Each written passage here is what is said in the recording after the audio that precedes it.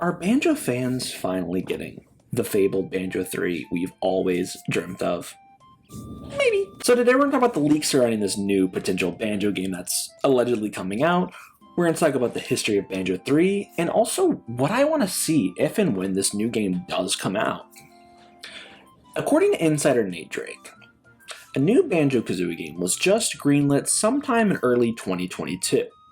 Nate Drake gained notoriety for predicting the release of a new F-Zero game, that being F-Zero 99, and also for predicting that Arcane Lion Studios would be announcing a new game at the Game Awards last year, which they did.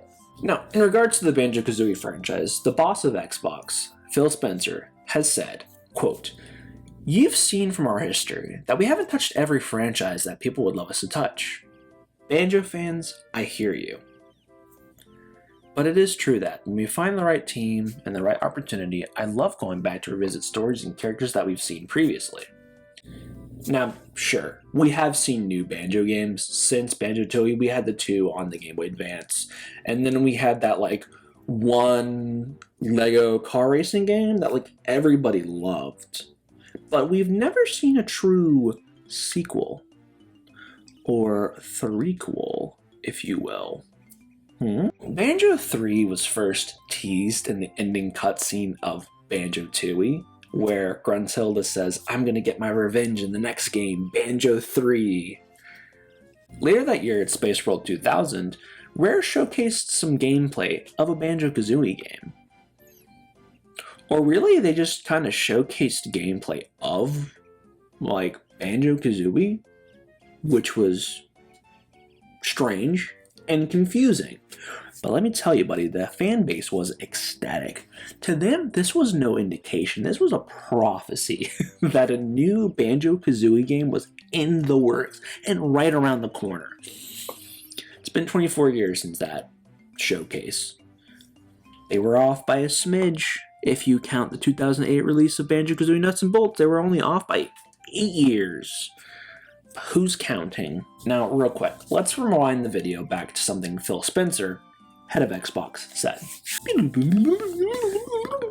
"When we find the right team and the right opportunity, I love going back to revisit stories and characters that we've seen previously." So that begs the question of who do I think should be in charge of producing this game? I've got a not-so-hot take here. Probably about as hot as Freeze Easy Peak. The original Rare team should make this game, obviously.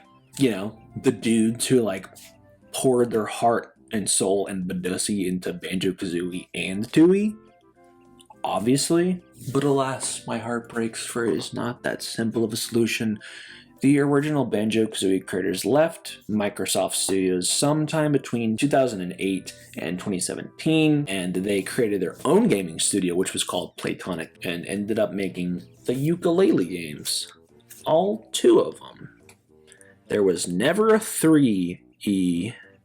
Do you see what I'm getting at? Do you see the pattern? You right there? I'm pointing at you. Right there. Also, can we talk about how they didn't name the second Yooka-Laylee game Tooie? I mean, it was right there, man. I don't get it.